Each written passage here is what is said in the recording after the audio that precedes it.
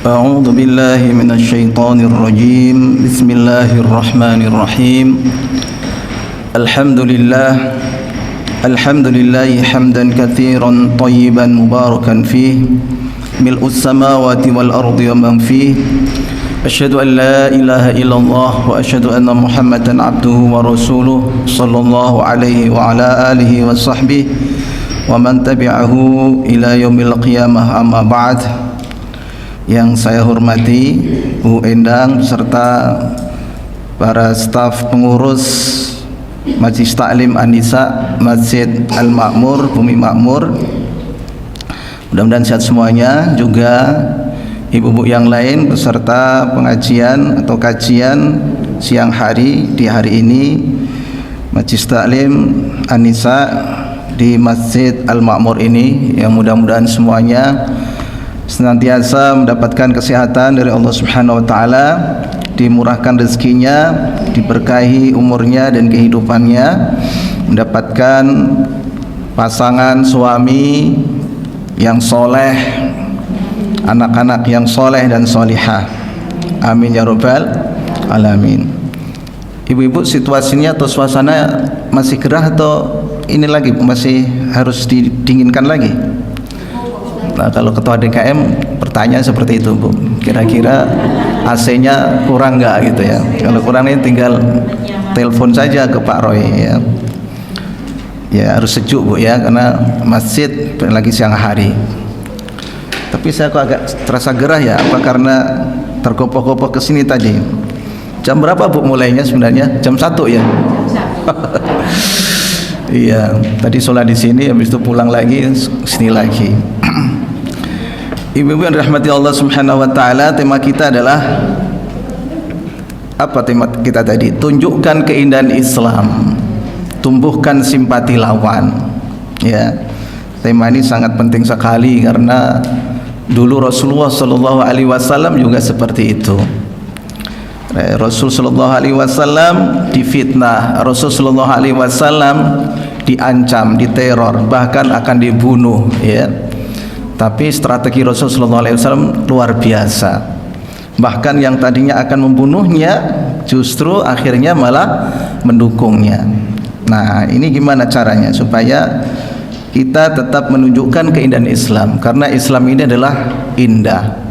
Innallaha jamil, sungguhnya Allah itu maha indah. Yuhibbul jamal. Yuhibbul jamal, Allah mencintai keindahan.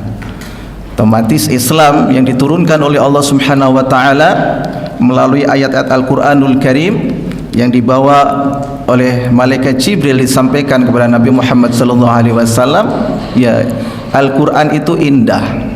Ya. Al-Qur'an itu indah. Siapa, Bu, yang ingin membunuh Rasul sallallahu alaihi wasallam? Ada yang tahu enggak, Bu?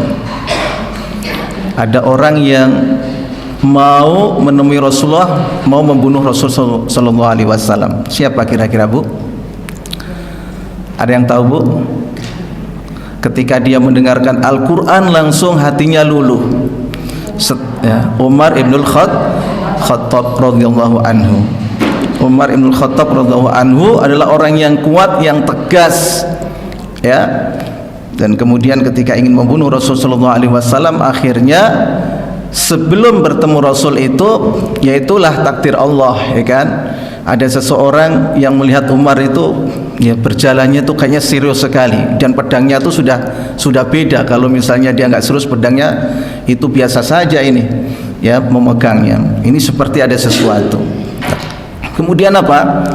Wahai Umar, mau kemana kok? Saya ingin membunuh Muhammad. Ngapain kamu itu ngurusi Muhammad? Adikmu sendiri sudah masuk Islam.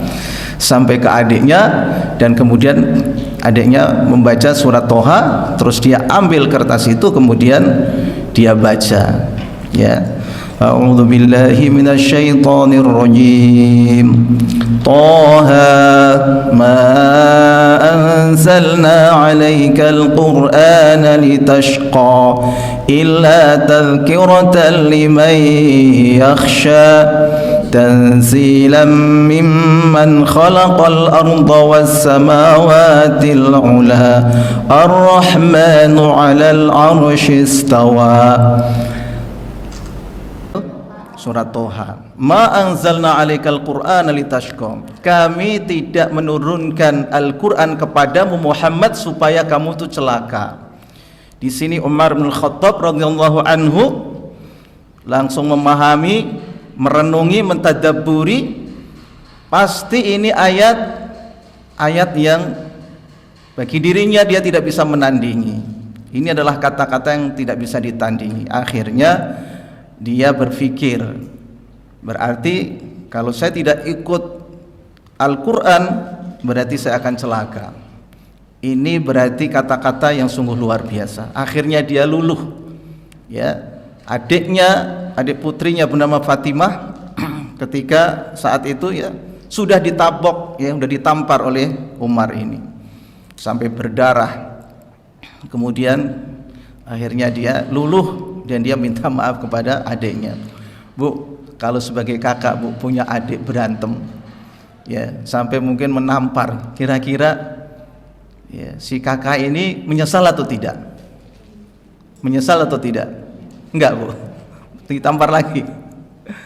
Itulah Umar, akhirnya tambah sayang lagi kepada adiknya tadi. Setelah itu dia datang kepada Nabi Sallallahu Alaihi Wasallam, akhirnya masuk Islam. Ini 180 derajat, cepat sekali itu perubahannya. Nah, kita ingin supaya kita menjadi insan-insan yang kepada orang lain itu mampu menampilkan keindahan Islam ini. Ditambah bagaimana menumbuhkan simpati lawan. Yang tadinya melawan, memusuhi, akhirnya simpati, ya. Nah, kita akan lihat dulu bu petanya saat itu. Di Madinah Rasulullah SAW sudah hijrah, ya sudah 5 tahun. Terjadi perang Ahzab. Perang Ahzab itu perang parit.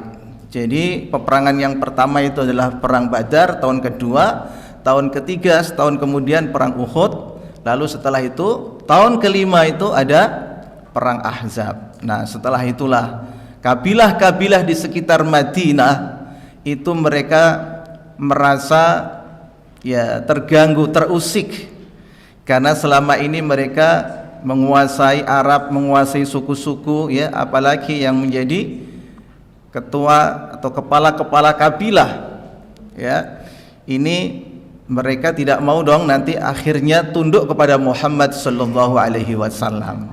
Nah, bagaimana sikap kabilah-kabilah Arab saat itu terhadap dakwah Islam?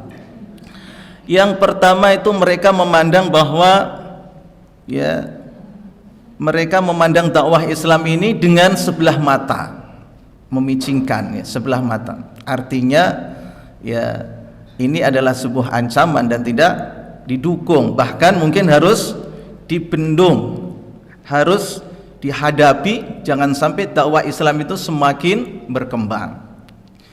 Kemudian kabilah-kabilah ini yang memusuhi Islam, tidak mau menerima Islam dan bahkan khawatir kalau Islam itu menyebar dan berkembang luas, mereka meminta bantuan kepada orang kafir. Orang kafir saat itu siapa bu? Orang musyrik yang di Mekah, yang ditinggal Nabi Sallallahu Alaihi Wasallam. Rasulullah kan hijrah kan ya? Nah, di sana ada suku Quraisy, ada Bani ini, Bani macam-macam di sana. Masih banyak yang belum masuk Islam. Tetapi perang Ahzab tadi yang sudah lewat tadi, itu setelah itu mereka tidak berani lagi. Jadi Mekah tidak berani lagi menyerang Madinah.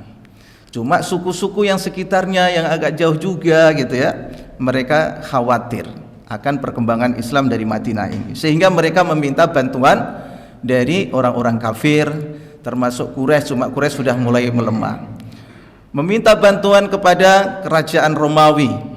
Kerajaan Romawi itu bu, itu di Suriah sekarang, itu punya benteng besar dulu ya. Itu mereka adalah orang-orang Nasrani, ya, Kristen Romawi. Kemudian juga ada di daerah Irak, Iran itu namanya kerajaan Persia.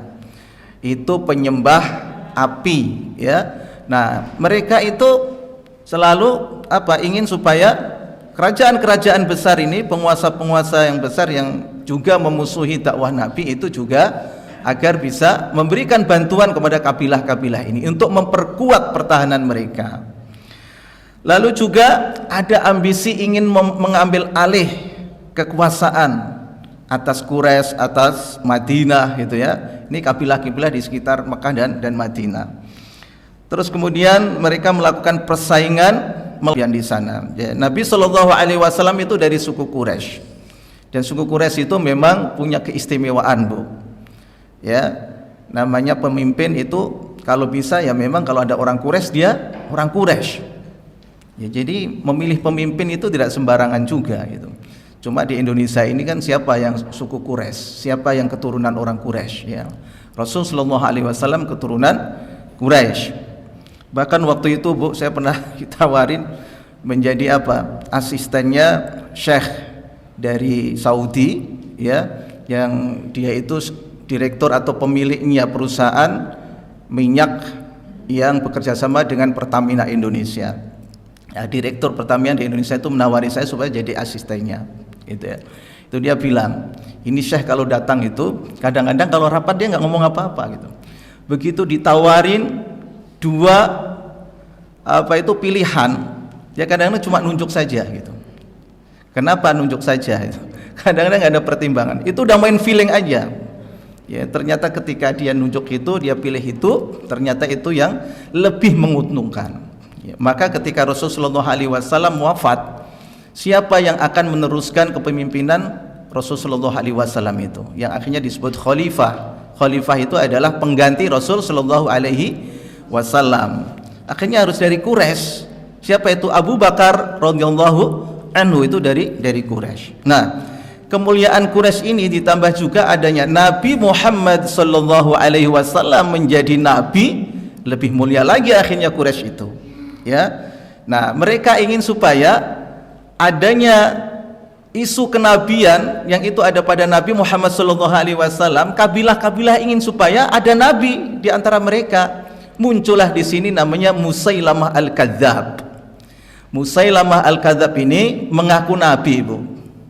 Bu, di Indonesia ada orang mengaku nabi nggak, Bu? Ya. Ada nggak yang katanya ditemuin malaikat Jibril? Ya. Hanya ketika si Lia Eden itu kan dia di penjara itu ditanya, kamu ditengok di penjara ini oleh malaikat Jibril nggak gitu? Diem aja. Ya, Musailamah Al-Kadzab ini di negeri yang namanya Yamamah. Nanti akan ada peperangan ya melawan Musailamah Al-Kadzab ini yang memiliki kekuatan dan persenjataan yang kuat. Yang akhirnya banyak sekali orang-orang yang hafid Quran yang ikut berperang melawan Musailamah Al-Kadzab ini di bawah kepemimpinan siapa? Khalid ibnul Walid. Ya, setelah beliau masuk Islam menjadi pemimpin panglima perang itu Khalid bin Walid. Itu akhirnya Musailamah ini nanti dibunuh oleh siapa? Wahsy, yang dulu waktu perang Uhud itu membunuh paman Nabi Shallallahu Alaihi Wasallam yang bernama Sayyidina Hamzah bin Abdul Muttalib, paman Nabi Shallallahu Alaihi Wasallam. Jadi Musailamah ini sebelum nanti terjadi perang itu ya ditumpas oleh Khalid ibn Walid, pasukannya Abu Bakar ya setelah Nabi wafat. Itu dia ini Musailamah ini mengumumkan dirinya menjadi nabi, diikuti oleh Bani Hanifah. Ya, di sana itu ada sekumpulan atau satu kampung ya, yang mereka itu keturunannya Pak Hanifah namanya. Hanifah itu laki atau perempuan, Bu? Ada Maisarah itu ternyata laki-laki, ya kan? Ada siapa lagi tuh? Imam Abu Hanifah, ya kan? Ya. Tapi ada Ustazah Hanifah katanya ya, perempuan. Kalau di sini Maslamah mungkin perempuan, di sana Maslamah laki-laki. Salamah itu mungkin perempuan di sini, di sana laki-laki. Ini Musailamah, Bu. Laki-laki atau perempuan, Bu? Laki-laki, Bu. Dia yang ngaku nabi ini. Ya, Musailamah Al-Kadzab. Dia sudah menguasai Bani Hanifah tadi, kelompok perkampungan yang kemudian ikut kepada Musailamah Al-Kadzab. Ya. Ibu sekalian yang dirahmati Allah Subhanahu wa taala. Nah, di perkampungan Bani Hanifah itu ada seorang tokoh bernama Tsumamah. Ya, Tsumamah bin Utsal Al-Hanafi. Ya, tulisannya Sumamah seperti ini. Oh, nggak ada. Ada, Bu? Oh iya, nempel ya.